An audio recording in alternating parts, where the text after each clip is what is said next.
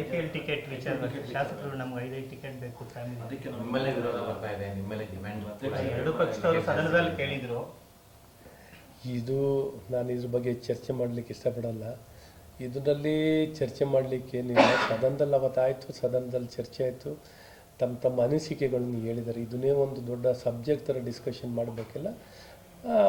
Ticket ಯಾರಿಗೆ ಬೇಕೋ ತೊಗೊಳ್ಳಿ, ಆದರೆ ಫ್ರೀಯಾಗಿ ಅಂತ ತೊಗೊಳ್ಳೋವಂಥದ್ದು ಆಗಬಾರ್ದು, ದುಡ್ಡು ಕೊಟ್ಟು ತೊಗೊಳ್ಳೋವಂಥದ್ದಾಗಲಿ ಅಷ್ಟೇ.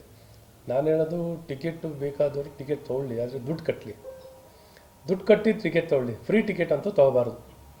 ಅಷ್ಟು ಮಾತ್ರ ಹೇಳ್ಬೋದು. ಇದನ್ನೇ ಕೆಲವರು ಒಂಥರ ಇದನ್ನೇ ಅವ್ರದ್ದು ಒಂಥರ ಪ್ರತ್ಯೇಕವಾಗಿ ವೈಯಕ್ತಿಕವಾಗಿ ಹೋಗ್ತಿರೋವಂಥದ್ದು ಒಂದು ರಾಜಕೀಯ ಪಕ್ಷದಲ್ಲಿ ನಿರ್ಧಾರ ತೊಗೊಳ್ಳೋವಂಥದ್ದು ಅಥವಾ ಸಾರ್ವಜನಿಕವಾಗಿ ತೊಗೊಳ್ಳೋವಂಥದ್ದು ಆಗಬೇಕು.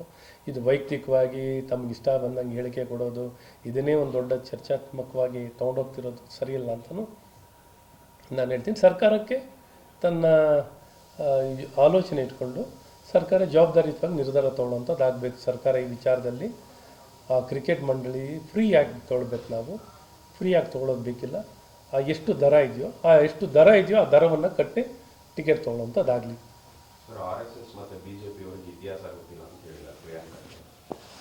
ಅವರೊಂಥರ ಇತಿಹಾಸದ ತಜ್ಞರು.